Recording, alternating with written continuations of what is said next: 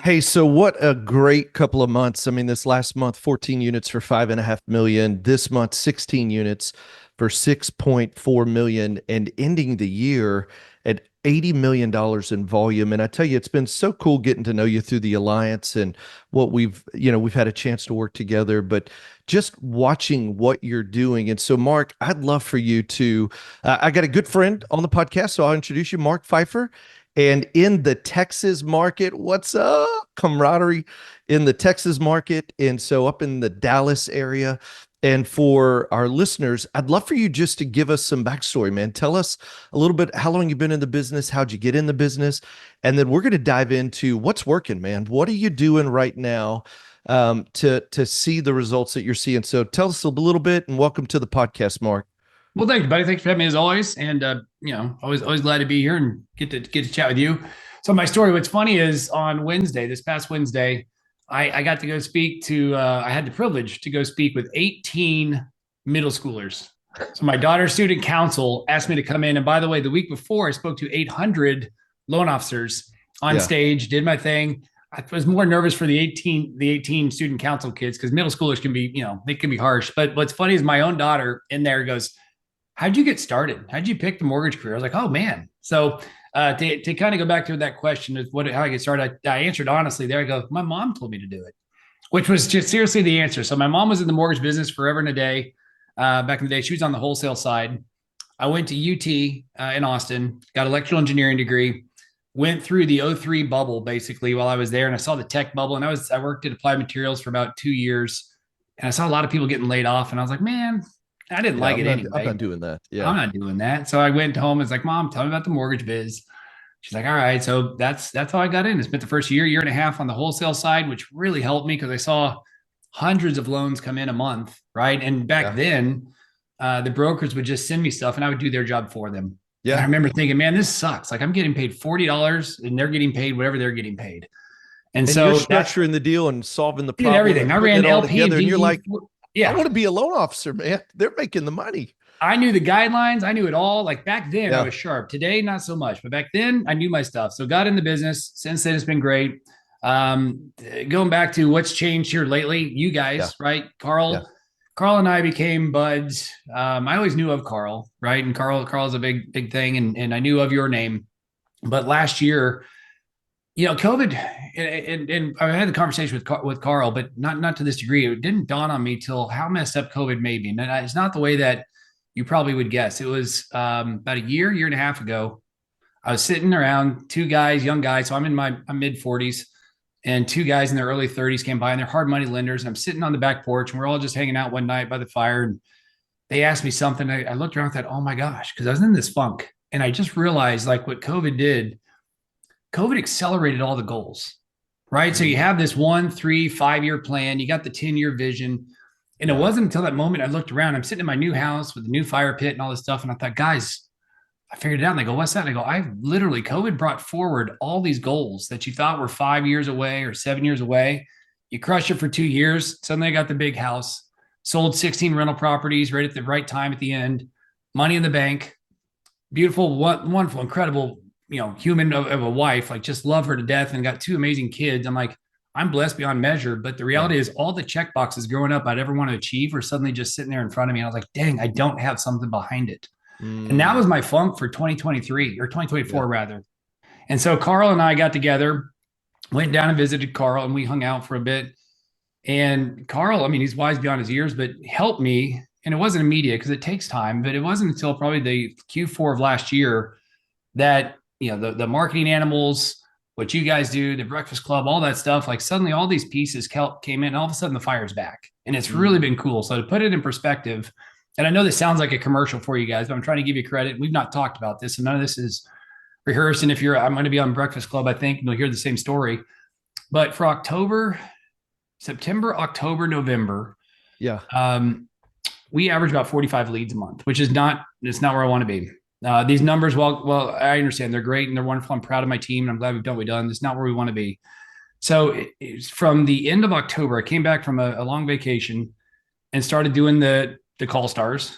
And that's, not changing a whole lot, but just being disciplined enough to do the stuff that you're supposed to do, getting back to basics every single day.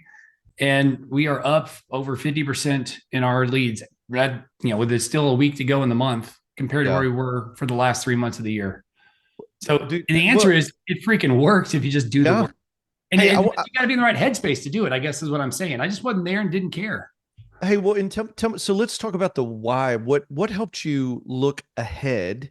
Like, what is it? What does it look like for you for Can I the next steal? Can three I to five? steal Carl's story? Can I? Yeah, Can I pretend brother, I'm you can smart? steal whatever you want. It's your podcast, man. Well, but here's the deal. It's not me. So it's Carl. Carl said, because I'm talking to Carl, I'm like, man, what do you do? Like the money, the motivation, the money, all of a sudden it wasn't the thing, right? And Carl says the same Yeah. thing as the boat. He goes, Mark, if I ask you to run a 100-yard dash, and you have to give me your all. You got to, all out. You get a time. He goes, like, run it. You get a time. I go, cool, do it. And he goes, now, if I want to pay you $300,000 to beat that time, could you do it? And I go, probably. You could probably run a little faster. He goes, cool. Now I'm going to let, on the third attempt, you have to beat the first two times that you told me was the all out best you can do. Now I'm going to release a hungry bear that hasn't eaten since hibernating in the spring and let that chase you. And so I was like, yeah, you're probably going to run the fastest. So it was, Carl's point was whether it's a why, and I think whys can change. Like people always have the why. Yeah. Look, I think ultimately, fundamentally, we're all going to the same why, right? To make the world a better place, to pour into our families, to give us the time, reason to serve your sole purpose while you're here on the planet. I think those whys are fundamentally the same. You can have different whys at different moments in time. Mine is a bear. There's a business decision that I did, or that I made an investment, and it required a balloon note came due, and it was a big old check I had to write in December. I knew it was coming due. That bear, it wasn't Yeah. the why, it was the bear that That's it. suddenly got me fired up. And I thought, man, I'm better than this. Like and no Mm. disrespect to the volume or anybody else, but it's like, we're better than what I've been doing. My team's been doing incredible. And I apologize to them. I came back and said, guys, this is on me. I'm glad we hit our goals. I didn't think we were, but it was just me not having my head and heart and Mm. desire and the burning passion that gets me Yeah. out of bed. I'd still do it. I went through the motions, but now it's intentional. Now it's with Mm. purpose. And now it's got that fire in the belly. And it's a bunch of different little things. It's not just the bear chasing me, but certainly that was the part that at least made the motivation. And once you start Yeah. going through the reps, you start feeling like your old self and you start being like, yeah, this is who I am. I am this person. I wasn't that person. I am this person. Hey there, if you're loving the tips so far, make sure to hit that subscribe button and tap the bell so you never miss out on more cool free tips coming your way. I'd also love to hear from you. Make sure to drop a comment below and let me know what you think, or what it is you want to see next. And we'll see you on the inside. See you. Hey, and talk about this because I know you and I, we were focusing on making you wanted 20 hours of green time prospecting over 80 Correct. outbound calls and talk tos a week. And so it was really putting a target on the activity. So talk about that. What are the things you're focused on right now? Because you just said you doubled your leads, your business is growing, brother, and a high five. I mean, consistently in double digits, but I mean, really doing well. And when people would say, "Oh, the market's slow," and rates, look, what we find is if you do the work and you do the right activity with the right people, and you have a consistent call to action and a great follow up and a plan and a process to prospecting, the market's really your playground. You get the opportunity to make it what you want it to be. So talk to somebody, talk about that. What are you doing today? What are you focused on in prospecting? You're doing call stars, 2 hours of outbound calls, 4 days a week. I got three tips and tricks. And I agree Do with it. you on the market. At the end of the day, like Dallas Fort Worth has 6,000 transactions a month. Yeah. You're telling me I can't just get a handful of those? Like, Right. I can't get 15, 20, 25, yeah, 30. like Like, whatever your number is, like you yeah. really you can't get Yeah. what you want, like the market. Like I Yeah. get it. So to answer your question is three things. So I'm a Okay. big believer in time tracking. And Yep. again, it's not time, it is time blocking, but I literally give myself a score. So yesterday I was 19 for 19. So plan your day out. What are you gonna do? And I do it in 30-minute intervals from 8 a.m. to 6 p.m. And I Okay. cut out early yesterday at 5:30 for a personal reason. So I had 19 blocks and I planned my day and I executed them perfectly. So I was So you 19 had for 19. 19 30-minute segments, 19 and 30 then minute you just segments. execute. How much of it was green time or prospecting? Yesterday's was, let's see, yesterday's was 3.25 hours of green time. My So to hit 20, I need 4. Yeah, The day before was 6.25. love it. So Now, six, what are you making up in your green time? So let's talk about yesterday. 3.3 and a quarter hours yep. prospecting. What was made up in that? That was 2.5 hours of dials and 1 hour of a Zoom meeting with a realtor. Love it. Man. Yeah. And on that dials, how many calls are you targeting a certain number of outbound calls a day? It's however many we can fit in there. I am averaging 15.3 minutes per call, right? Yeah. So I do know that. And so we do track, as you probably know, we track the number of times we ask, the number of leads we get. So Yeah. I'm very, as you can't tell if you don't know me, like I'm very much a metrics guy, right? The electrical engineer comes out in me, but I know on average it's 15. I'm trying to get that down to 10. Yeah. I don't mind having a conversation longer than 15 if I'm purposely having the conversation longer than 15. But I don't Yeah. want somebody spend 20 minutes telling me about their vacation. Yeah. But if it's a new instant coffee or whatever you guys want to call it, I don't mind spending an hour on the phone call if it's the right person to spend the hour. So to answer your question, though, that's part one, right? Is measure your time. And number two, and I have it right here, my chest timer, right? Look at my green, Yeah. got my red. So I can tell you how many every single day, how many hours of green and red I get. And then number three, and it's old school paper, right? You write down the number of calls you make, the tracks, and all that stuff. So at the end of the day, if you track your activities, track your time, like the rest of it will take care of itself. Because even if you have the world's worst process, it doesn't matter. At the end of the day, the person who puts together the best, cleanest file doesn't mean they're going to make the most money. The person who knows the most guidelines, because I promise I can't do either of those things anymore. I used to be really, really good at that. But to do volume, it's whoever prospects the most. Like, and I won't say it, big mortgage company, number one in America, or two or three, you pick. I guarantee anybody listening to this is most likely better than any one of those folks out there. The only reason why those number one companies do more business is because more people know about them. That's it. So and you're they not ask out for the there, business. They are constantly asking for the business, man. That's whether it. it's commercials, whether it's That's their it. call centers, what doesn't matter how they do it. The reality is they contact more people. Sales is a contact sport. Contact more people. I love it. Hey, give us some other thoughts. What are you focused on in this year? What is something you're striving to work towards, or what are you really focused on in your business this year?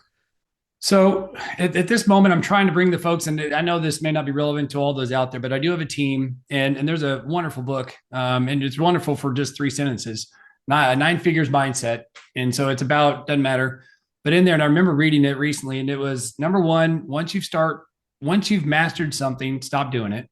I was like, okay. Number two, teach others to master it. I'm like, done. Like I'm feeling real good about myself with those 2 cents. Like I had a great team. I've taught them up. They are fantastic at what they do. Number three, teach those to teach others to master it. And I was like, dadgummit. And that's the part where even if you're a solopreneur and you're a party of one, your job is to find that person. One, do the basics, right? Get back to basics. Do what you got to do to hire somebody. Yeah. And once you've mastered it, give it to them, right? Become then a master at management. I feel like I'm good at that. I've not taught them on how to teach others. Yeah. And that's my big personal, and that's part of the fire too, right? Yeah. Like now I'm excited for these people and their future and what they're going to do. I want to help them make more, be more, and do more. Yeah. So that's my business piece, but really truly it's back to the basics. I'm having fun. I'm remembering like why, and believe it or not, Steve, I'm actually kind of good at this. Like I'm remembering like how fun it is to do it again. So I'm really grateful for you guys and just where we are right now. Yeah. Hey, well, listen, knowing what you know now, is there one thing you would tell yourself looking back last year? What would you have told yourself?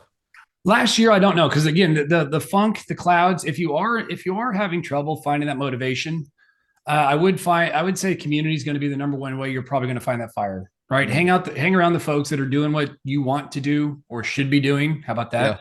Yeah. Hang around those folks, find that community. I've been preaching on that. That's what I talked about in our summit internally, is find that community. So if you don't have that fire, find others like it. And there's not going to be one thing that's going to ignite it, but it'll be a bunch of little things that you probably aren't even aware of that'll suddenly just bring that fire back. So for me last year, it was the headspace. It was finding that burning desire to do something again. Love it. Well, brother, give us some any closing thoughts, man. Great. Hey, great. I think it's a reminder, and you know what I love is you're finding the passion, or you've already found the passion of why we do this anyway. And I think when you find that, it drives the activity and the excitement. People are attracted to it. And so give us some closing thoughts, man. Any last thoughts? Yeah. At the end of the day, your actions are going to speak louder than right. Like people don't remember what they say. They remember what you do. Mm-hmm. Right. And that goes for you too. And the greatest quote I've heard in the last, call it 2025, it's been a handful of weeks. Somebody on stage, my buddy Jamie said it, and I don't know where he got it from. It doesn't matter, but he said he's going to stop listening to himself and start talking to himself. And I was like, man, and I knew instantly what he meant, because talking to yourself, I am a winner. I am an $80 million or $100 million, or whatever your number needs to be. I am a $100 million producer. Just because you did less that doesn't mean that defines who you are. It's that mindset that says talk to yourself. Because what's funny is when that chirping comes in, if you're not proactively talking to yourself, that little chirp, that little noise, it's usually negative. I'm not Hmm. good enough. They're going to tell me Yeah. no. They're going to hang up on me. All the negative thoughts are when you listen, be proactive and talk to yourself and be who you know you can be and be Mm. that today, and you'll get there eventually. That's the thing that I think is just really super cool about just the mindset piece. Hey, and in psychology, they talk about this. Jim, my brother, wrote a book, Unstuck and Unstoppable, and he highlights this. And what's so interesting, Mark, is that the average person thinks over 60,000 thoughts in a day. Over like 95% of those thoughts are repetitive. And did you know this? 80% of the thoughts we think are negative about ourselves. Hmm. And when you just said that, I was like, that's it. You think less and talk more. And it's the intentionality of, hey, listen, I don't have to be subject to my thoughts. I get the opportunity to take action and drive not only the thoughts, if they're good, keep them. If they're not, change them. And I'm able to change the negative belief or the limiting belief by actually speaking it out. Hey, listen, I'm a $100 million producer, whatever that is for you.